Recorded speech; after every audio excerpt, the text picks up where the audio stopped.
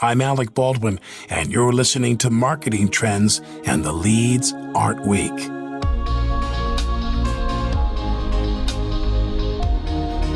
Hello and welcome to Marketing Trends. This is producer Ben Wilson.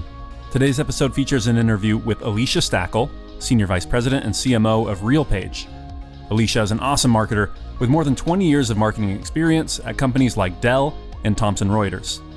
On this episode, Alecha talks about how to create and deliver relevant content, balancing creativity with a data-driven approach, and much more. One note, Alecha was still working for Thomson Reuters when this episode was recorded, so that's why she doesn't talk about her current role with RealPage.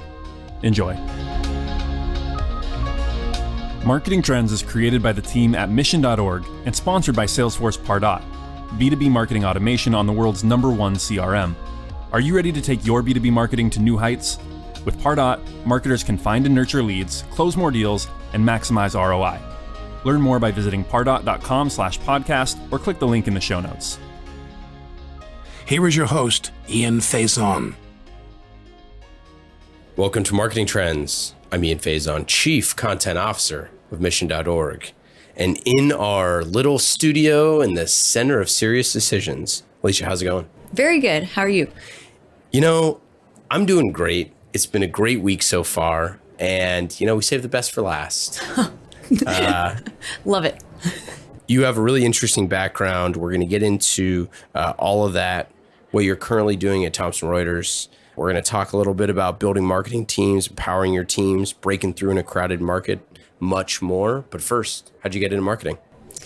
Well, actually, I was going to be a physical therapist. I was an athlete. Nice. I was an athlete, had a big injury, had about 6 to 9 months of rehabilitation, kind of fell in love with how you could put somebody back together and help them do what they loved.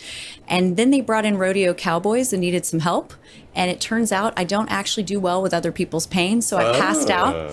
So I always tell people I got into marketing so I didn't have to purposely hurt anybody because I could not do it. And so, I started in sales, actually. Loved it, had a great experience, and there were some really interesting components of that, at the time I wouldn't have called it targeting or thinking about propositions or those kinds of things, but that I applied to it.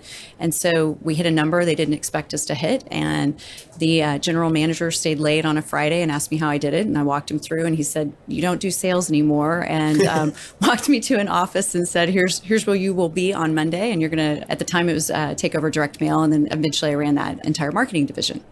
And so you had a first stint at Thomson Reuters, and then you left, and then you recently, not too recently, but came back. And then in the middle of that, you did a long stint at Dell. Can you share a little bit about like your time at Dell and kind of what you learned there? Sure. Well, it's just a great experience, right? Dell is of a size and scale that you can do a lot of rotations, and it's something that they're very focused on. And so I had great mentors that just really gave me opportunities to try things I hadn't done before or expand a skill set that I had. So for example, coming out of Thomson, which at the time was Thomson versus Thomson Reuters, I was selling into banks, credit unions, and did that both from a sales and marketing perspective. When I got to Dell, they put me in K through 12 education. Wow. I really didn't have any experience there. By the time I left that role, I was a funding expert. I was serving on councils for the FCC and just different things like that. So I had this entire new experience and way of thinking about marketing with parameters that were in state and local government. And it was a fantastic experience. And so I was in that division for about 3 years in different roles, and then started to rotate out to other corporate areas. I did global services launches. So that global experience and working with so many different countries and launching our new pro support line at the time, it was just enormous, right? And so much to coordinate in a much different perspective. And from there, I went to messaging and positioning, and you got such experience and tie-in and learning about the brand and how you really build that and how you connect that to a product and a very specific customer set, because we had so many verticals, and I could go on, but it's a very supportive environment, but it's also a very like jump in, learn it, do it. We'll help you with parameters if you hit a guardrail. And everybody that you're with is really smart. You can turn left, turn right, and you're going to have somebody you can bounce ideas off of. So it was fantastic. Yeah, when we were talking before this about rotational programs and how valuable that is, it's something that for marketers, like there's just so much silo.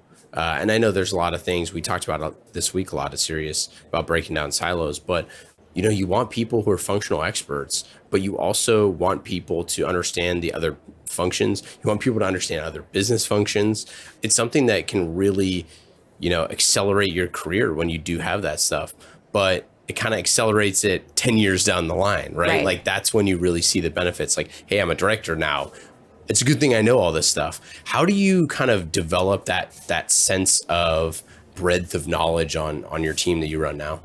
Right, sure. And I have to admit that as you were talking through it, what I give marketers, especially early marketers, advice on is go do a sales role. I think it's one of the things that just, you never get too stuck in the theory of it all because you've been in front of a customer and have what I call that calculator on your shoulder. You understand the sense of urgency and that you finish a year and you start day one at zero again.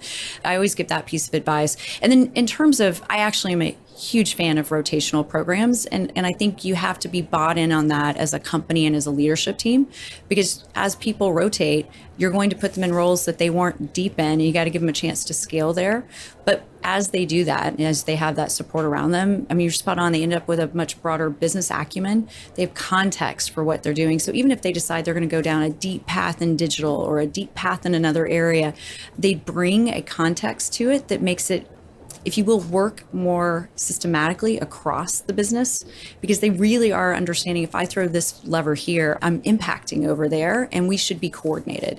And I think that's just really, really critically important. And it's easy to lose sight of that with the pace that we run in marketing.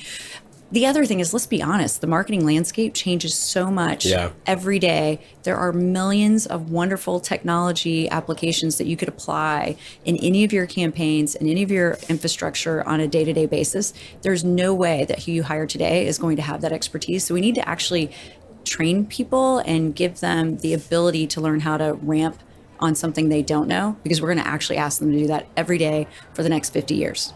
Yeah, marketing is changing so fast. And obviously, how we enable technology within that, building marketers that have the creative side, that have the technology side, that can, leverage data. A lot of these skill sets are brand new, right? There's roles every day that are being created. Like we didn't think that a social media manager, I mean, that didn't exist, or any of this stuff. And it's tough. And there's no way to see where you're going to be. That's the adage of you can't connect the dots until the end, right? You have to just place dots. And I think that's what rotational programs do a great job of. What does your team look like now at Thomson Reuters? Sure. We've reorganized the marketing team for scale, and we're built around capability sets. So ultimately, they're working in agile pods in anything that they're doing to deliver for the business. And those are made up of people that are going to come to the table with strategy as their focus and background, demand gen, brand, content, whether that's strategy or actual development, all the way through to performance metrics, insights, et cetera. So we deploy around what is required for the project versus just kind of running things end to end through the way we might in the past. Right, that's new muscle too. And so we actually will be having a big event for our marketers in August where we're all going to Vegas, and we're going to have multiple days of training. Yeah. We'll be doing a lot leading up to that, but I would say we all have to invest more in our people and those skill sets, because there are so much coming at them that they have to learn, digest, and also prioritize, right? It's easy to get really excited about a bright, shiny object, but does it really enable you to do something different? If not, maybe that's not the thing to bring in and sort of break what's flowing really nicely today. So I think a lot of it is also teaching people how to test and feel comfortable that not all those tests are going to work out. But I would say from our perspective organizationally, we're building around the customer as the first format of our orientation. From there, we're actually building to scale our support model for sales. And some of those things work really well. And some of the things, like one thing that jumped out at me here was a lot of the talk around ABM, which we're huge fans of. But honestly, a lot of our sales makers, what they've read about are the really intense one-to-one marketers embedded in your account team type of ABM versus the more scalable, some people call it light ABM, some line it to categories of customers, those kinds of things. That's more on the side that we'll really anchor on. And so I would say the other thing is marketing becomes a bigger required driver of the business. It's getting more visibility, which gets more visibility to sales makers who now have expectations in mind, often very consumer oriented in their day-to-day lives. And so there's just a lot that I would say a marketer has to manage today, both from knowing the technology, knowing what parts you want to go utilize, and then also how do you communicate what that means to a sales maker? Because as we talked about, they're walking around with a number that they care about every day. Yeah. Do these how many pods are we talking about here? I feel like we're talking about dolphins, or AirPods or something. So I guess I should say, yeah, like what does that look like? What is the level of support there from a numbers? I don't know if you can share exact numbers, but Sure. like generally. Sure. And we're still learning, right? Some of this is new muscle for us that we're building. From a marketing perspective, what we're looking at is we're setting up some that are operational. So if you're trying to create new infrastructure to support a more scalable ABM, instead of everybody figuring that out in each of their divisions separately, how do you bring a small, smart group together that can make those decisions and then roll that out? So some of them are operational in nature. Other things might be around launches. Come together, you're going to figure out what that should look like, how you want to make that go live, and then it goes more into an operational flow that isn't necessarily around the pod, that's more around the capability sets and who executes that demand on an ongoing basis. So it flexes, right, at any given time. We've got a pretty complex portfolio. We serve a lot of different personas. The division that I run has corporate attorneys all the way through corporate tax professionals, and there's lots of departments and divisions in there. So we probably will end up with more, if you will, agile pods than a lot of organizations, but we don't know what that average is going to be yet. Yeah. It's an exciting time. I mean, I think these type of things, we haven't talked to a ton of CMOs that are doing stuff like this. Like, what was the impetus for why you wanted to position in this way? That's interesting. Well, it truly is based on the customer and how the customer wants to be served. We were more set up in product, or they're business divisions, but they were very product oriented. Yeah. So if you think about the division I run, it supports an entire corporation end to end in reality with what we deliver and all their workflows. But we came at them like multiple businesses because we were set up as a legal team, a tax and accounting team, and so on down the line. Yeah. So if you really want to serve the customers the way they want to be served, which is holistically, you have to reorient for them, not what might have been the easiest structure or the structure you grew up in or the structure that developed over time. So that was a big decision for the overall business. We all made those moves. We all made the moves at the same time. And the feedback from customers has been quite strong. Again, we're still growing and changing and learning as we build those. But God, anytime you can orient to how a customer lives their daily life, it's just so much better in the end for them. Yeah, it 100% makes sense. I think a lot of the leaders that we talk to want to figure out how to do that, especially along the customer journey, the long tail of that, not to optimize for the purchase, right, but, to sustain for the long haul. How do you think about that kind of customer journey, and what types of activities are you doing, pre-sale, onboarding, post-sale, all that from a marketing perspective? Right. I think this is one of the challenges for CMOs, because when we get into the customer journey, really marketing could be everywhere. Yeah. Right. And so you got to decide how you're going to handle that internally. What do you enable? Because there's people touching customers all the time through engagements on the phone, customer visits, et cetera. But when it starts to get to the written word, people get a little bit nervous, and all of a sudden it's marketing, right? So we are looking at that end to end, and we've called them from time to time spearheads, where we'll go in and say, okay, we really want to optimize in the end for this persona, and we'll start with onboarding. What does that look like? What should we do? We'll do it in 2-week sprints, and it's every cross function of the company, including marketing. And we'll do that all the way through renewal flows. We'll go out and get customer feedback, information, how that's working, where there's points to improve. And then we'll make those adjustments so that they can easily, seamlessly online renew if they want. So I would just say that everybody is sort of maturing in these areas. You do actually need to map out what I call your North Star for end to end, but sometimes we bite off a little bit more than we can chew. And I would suggest that you start really, you test, you get good at it, then you deploy for the other product lines and end up in a consistent experience, because most of your customers have more than one of your product sets. Can you walk through, for our listeners, like what one of those customer journeys might look like? Because I think, in a company, like Thomson Reuters that has so much stuff going on, I think sometimes to kind of ground ourselves in like, what does this actually look like for, a new customer walking through this, and how you might align that team to serve them the best? Sure. Well, if you think about, we'll just take the tax side of the house.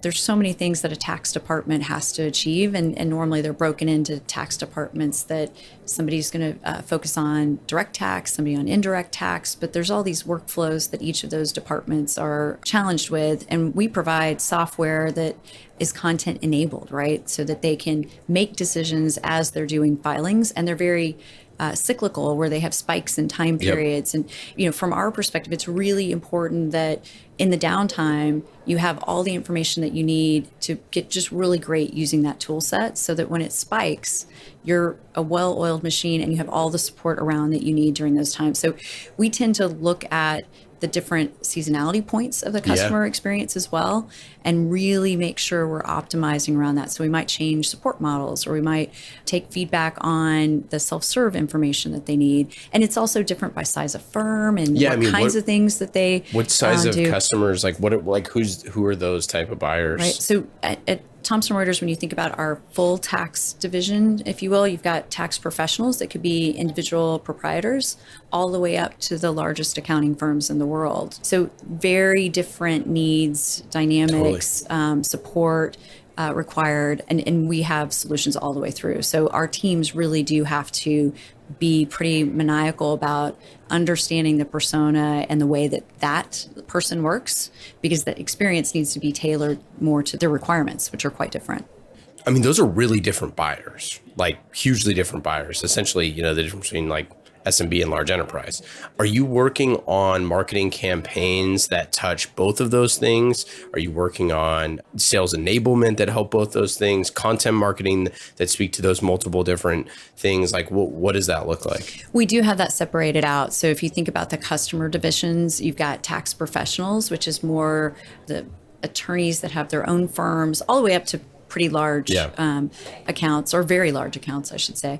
Then you've got the corporate customer. And again, the cycles and some of those things are different as well. So the timing of when you would market to them can also be different. So, but the campaigns, the things that keep them up at night, those are different. And even our user conferences, even if we have you at the same time period, you're going to be in different tracks, because what you care about is unique. You're both going to care about changes to tax law, but how that applies and what you need to do about it, those kinds of things are really different. Yeah, that's super interesting, because of, seasonality is so important for something like this. And when you're delivering content, it's like, nobody's reading your content on April 10th, right? We have so many matter experts, right? You've got attorneys on staff, you've got tax professionals, tax attorneys across the boards, and they keep us really honest about what we even in terms of our customer surveys, and where you give us feedback on things we should adjust. We do not send those out to certain customer segments at certain times of the year, because it would be like we didn't know them, right? That they're in the middle of working from 7 a.m. or 6 a.m. to midnight, and we're sending a customer survey. And so when you think about mapping that journey, we don't just map how they engage with us on a day-to-day basis, but how they engage with us at certain points in the year. The whole company is on vacation from April 16th to whatever. Maybe it's a little bit after that, right? But when I sold into to banking, that was one of my early learnings, right? All of a sudden, the marketing stuff just dropped off, or the sales motions dropped off, and I was new to it.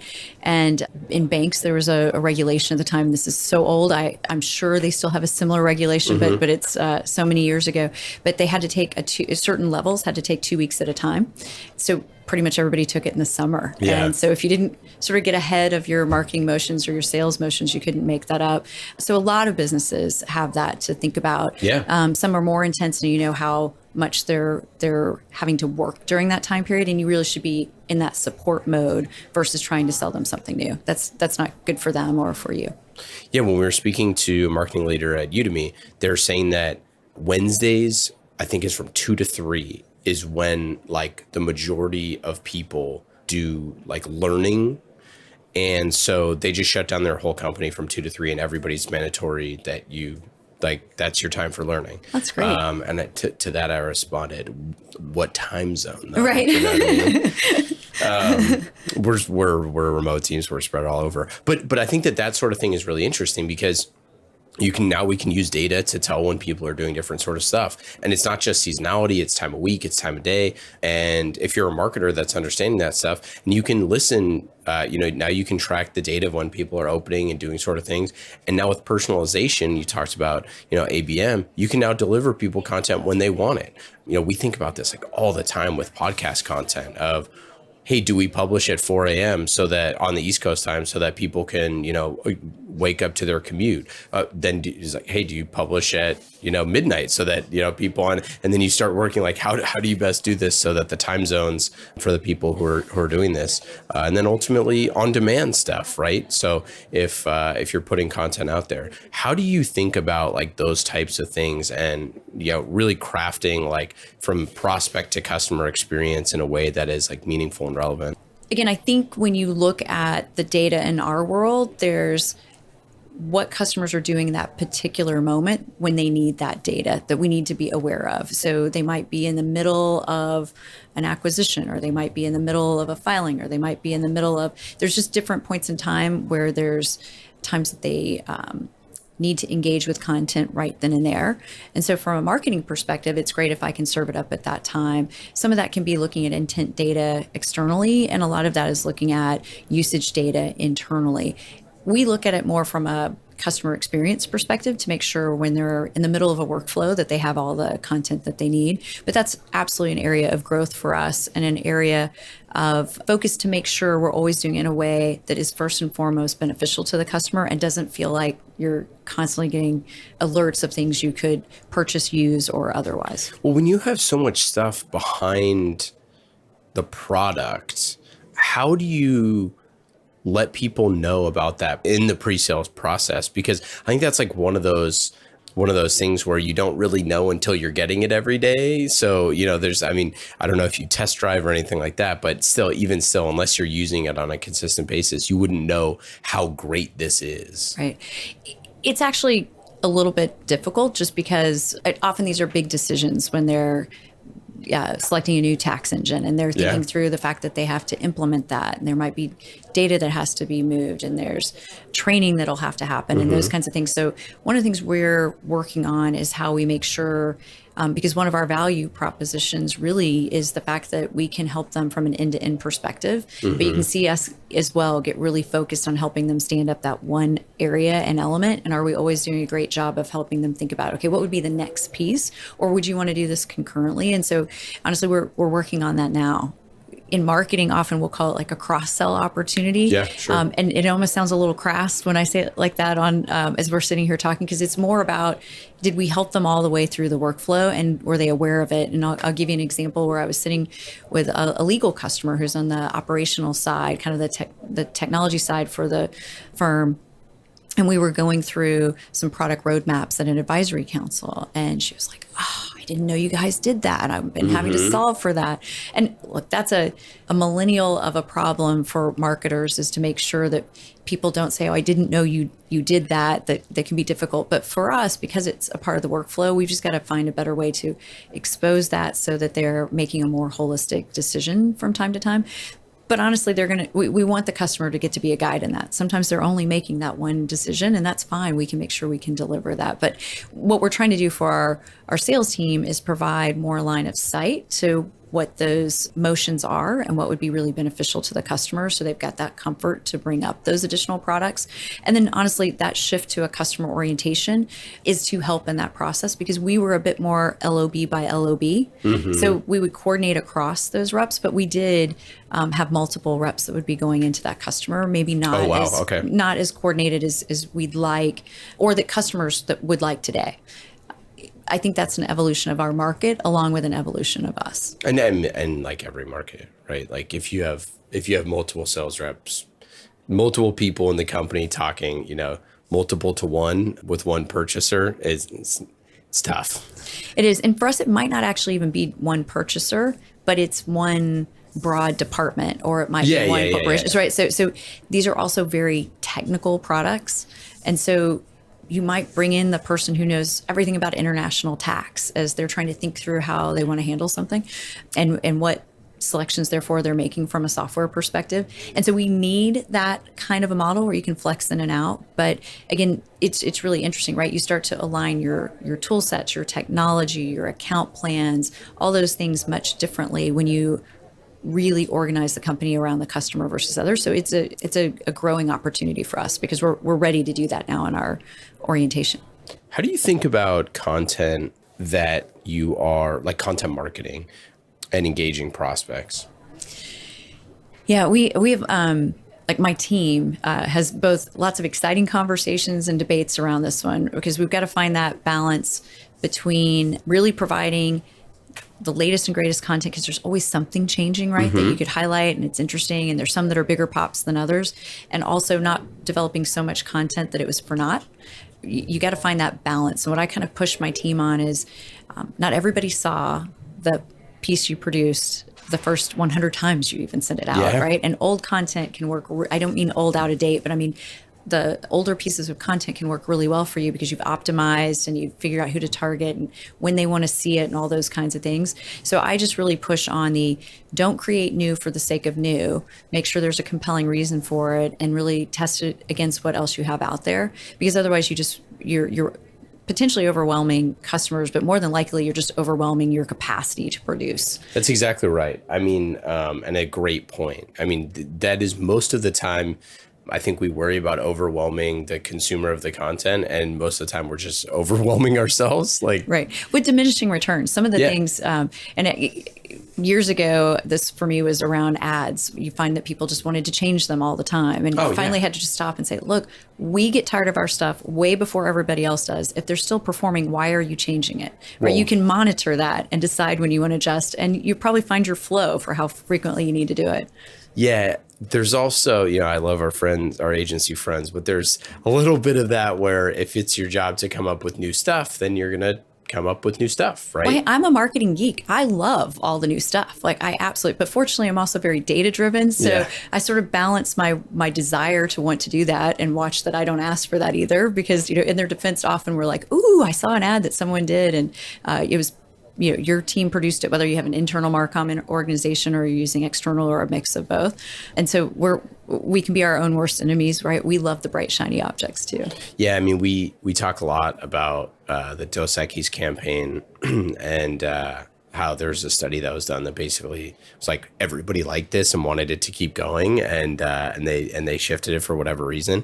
And it's one of those things like, when you're getting sick of your message, that it's probably starting to stick. But then you made it about you, right? And I think the thing that always is that you just don't go wrong if you make it about the customer. And if they're still getting the information they need out of it, or they love the campaign, you didn't need to change it. Yeah, exactly. I want to talk about some of the exciting campaigns that you've done in the past and some of the not so exciting campaigns that you've done in your career. What's your favorite campaign that you've ever done? Probably the connected classroom. I love the education market. And that was a time and place too, where there was just so much technology being directed at educators.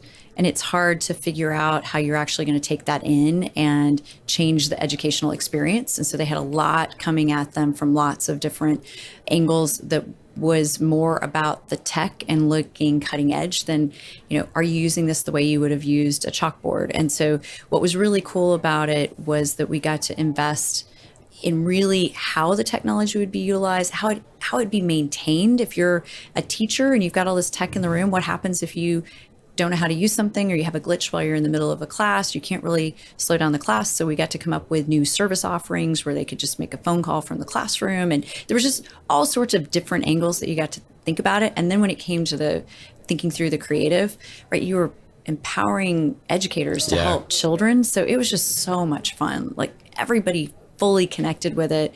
I think it was something that you'd see in the entire, not just marketing organization, but the business, for example, at Dell, when the customers that you were enabling in that space, whether it was first responders or educators or you have it, you just really you felt like you were helping someone who was really making a difference in the world. So those campaigns were extra fun, right? You felt like you were connecting them with something. And So I would say those were some of the most fun. And it also it worked really well. So Yeah. we felt good about it too, right? It's not the only one that comes to mind, but probably if you ask me my favorite, I was going through some old materials. I clearly never throw some of those out, including the fact that my daughter, who now is in college, was one of the we needed a really cheap model. I signed away all her rights. No, Yeah, just for that year. Yep. No, but she's even peppered in some of the stuff because we needed a quick photo shoot and we didn't want to have stock photography for this really new concept. Oh, that's so great. I'm probably biased to that one, if I'm honest, if I think that through. See, I love that because that's one of those things where, especially now with like camera technology, it's like, why are you going to get stock photography? We did a video shoot pretty recently with one of our customers, and we just shot a bunch of like folks on like the team and different folks that were around, and same sort of thing. Like we could have bought stock people typing in a computer, and we're like, we have a computer sitting right there. Let's just shoot it. Well, I think what was interesting in that particular case, right, is that we wanted to show the technology in motion. And so you just couldn't get that from stock. Now I get the coolest thing ever. I get to leverage Reuters photography. And it's powerful and authentic and engaging. And I was laughing. I was working on a PowerPoint that I spent way too much time on last night just because at one point I just couldn't pick all the images brought to life that what I wanted to have come across as sort of the theme for the presentation.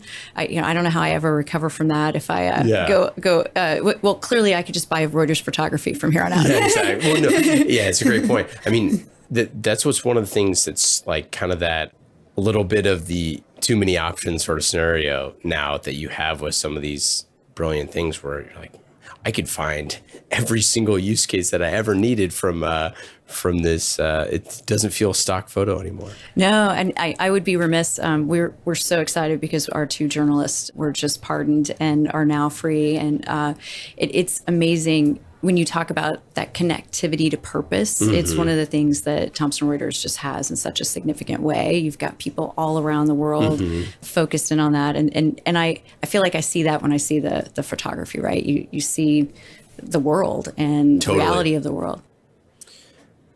We've been at Serious Decisions for the last 3 days. Any big takeaways here? Anything that you saw on the floor in the sessions that you're really thinking about and excited about?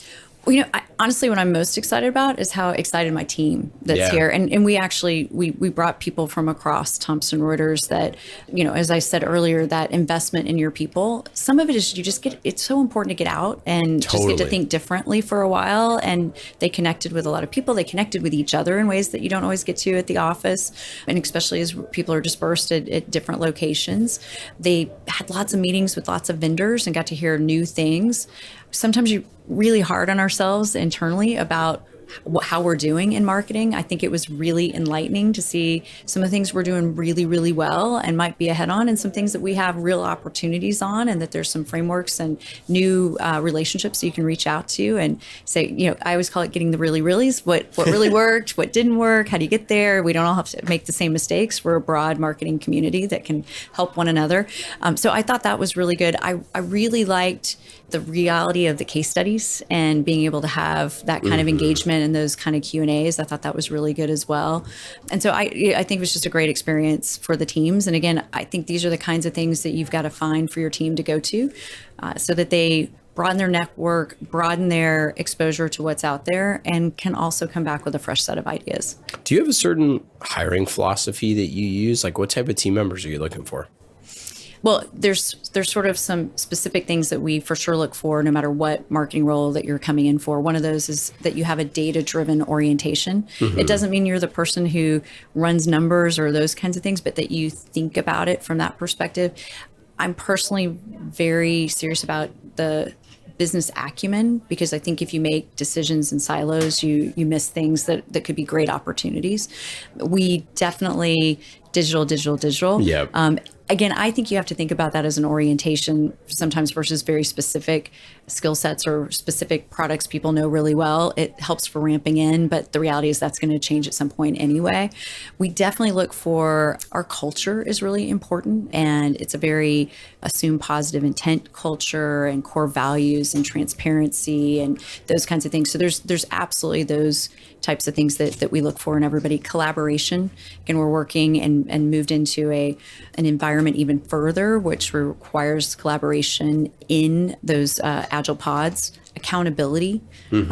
Again, when you start to work in those frames, you want somebody who's like, I don't know that that's clearly mine, but it needs to be done. Let's go figure that out together, so that we don't drop a particular ball. And then absolutely 100%, no matter what organizational structure or time period that I've been at Thomson Reuters, that customer orientation, that customer first, really understanding their needs, really making sure that we've done everything humanly possible for them to get what they need to be successful is something we look for no matter what kind, whatever role you're looking for.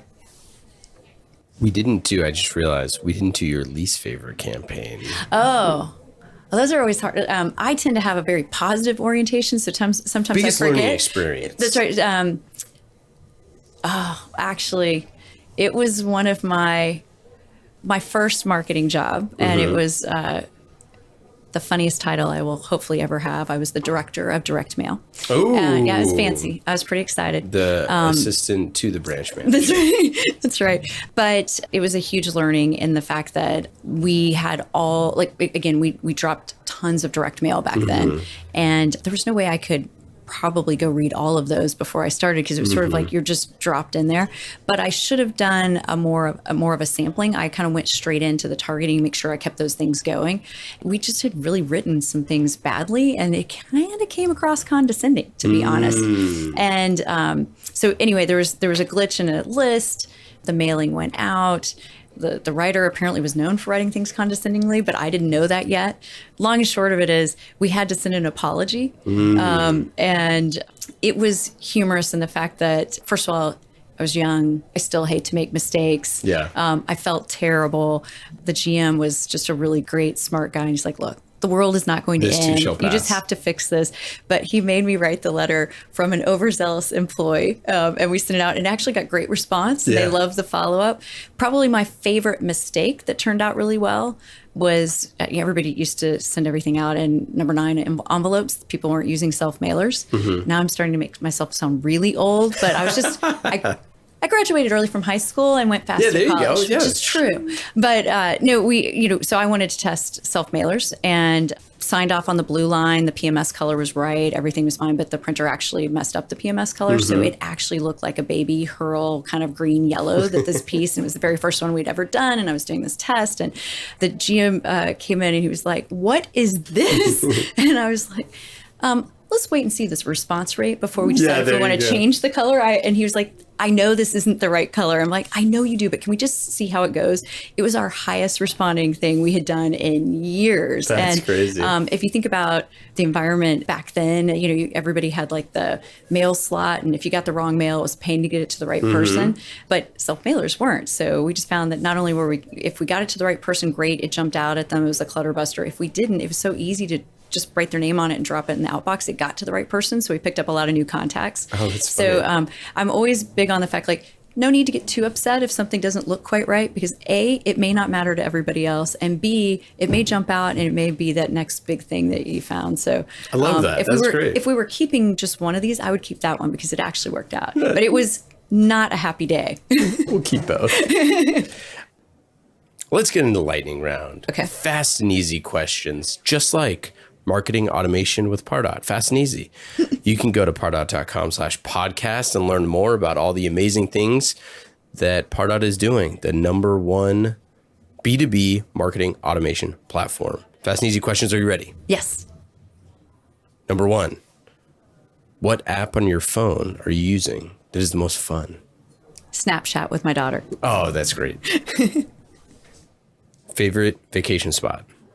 Camping anywhere in the RV. Oh, in the RV? That's great. Do you have a favorite book or podcast that you've read or listened to recently? I think with reorganization, I'm behind on my book reading, so I don't know that I can say anything recently, but I will admit my guilty pleasure that gives me total brain dead time and I can just pause and not think is People magazine. No kidding. That is a first for the pod.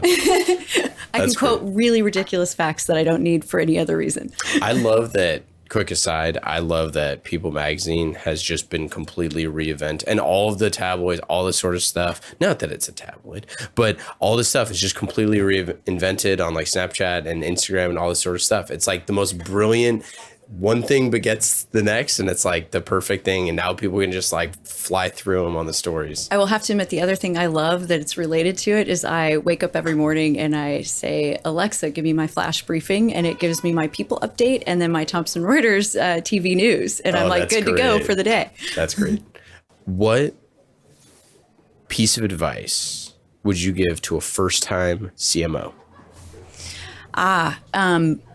That one's actually a pretty easy one for me. I think it's really important to go in, and I think we all come in with the sort of goal of trying to listen to the teams, hear what's working, what's not working, et cetera. But what I found, and I think some of it was me coming out of the Dell environment, right? We were constantly training. We had a marketing university. When we used terms, we meant them exactly the same way.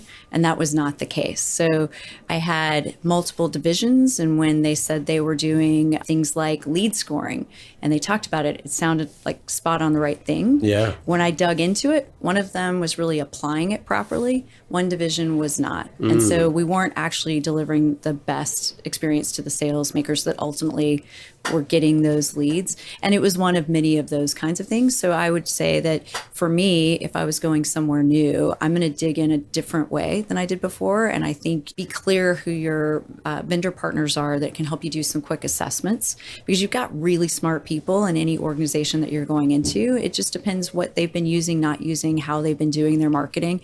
And sometimes terminology can send you down some different paths. So I think it's important to, it's not that I didn't dig deep. I didn't pressure test some of those things because it just sounded so perfect and right. And sometimes people have read a lot of white papers. They've got the buzz terms, but if they didn't get the support to apply it, and again, it was in pockets, right? There was greatness, and then there was the spots that needed help. So I think that's really important. I think the other thing I would tell a new CMO is you just can't do it all. Like, you're going to find a lot of things that you realize that you could go add value in.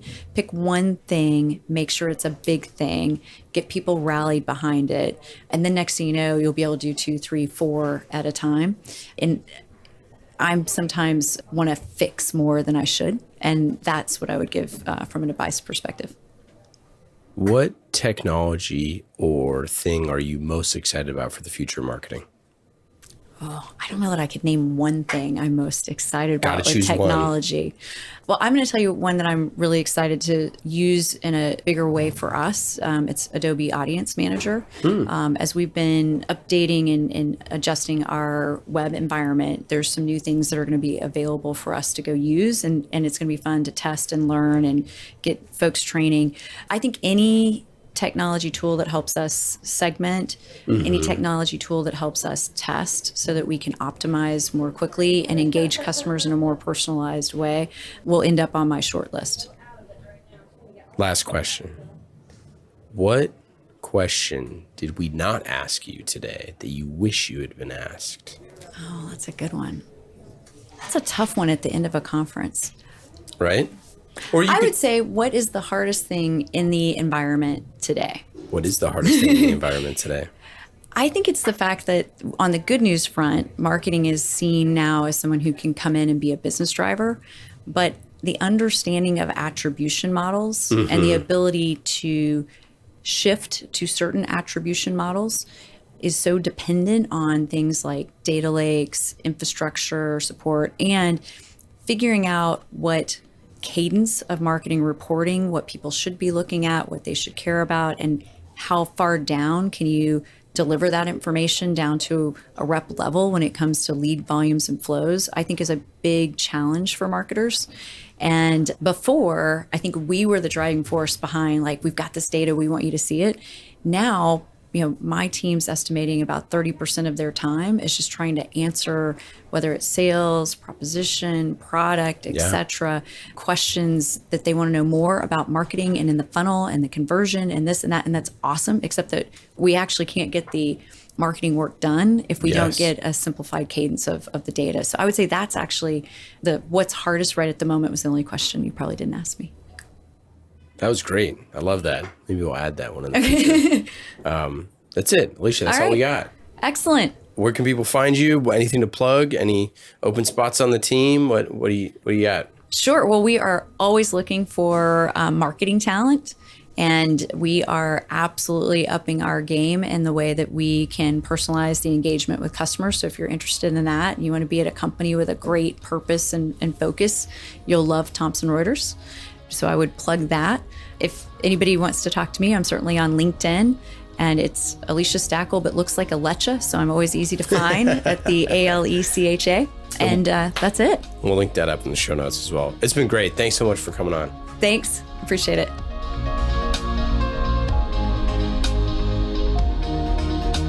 Thanks for listening to this episode of Marketing Trends. Marketing Trends is created by the team at mission.org and sponsored by Salesforce Pardot. World-class marketers use Pardot to generate and nurture leads, close more deals, and maximize ROI at every stage of the sales cycle. Empower your marketing team to become revenue-generating superheroes, and let Pardot's data analysis keep an eye on the bottom line. Learn more by visiting pardot.com/podcast or click on the link in the show notes.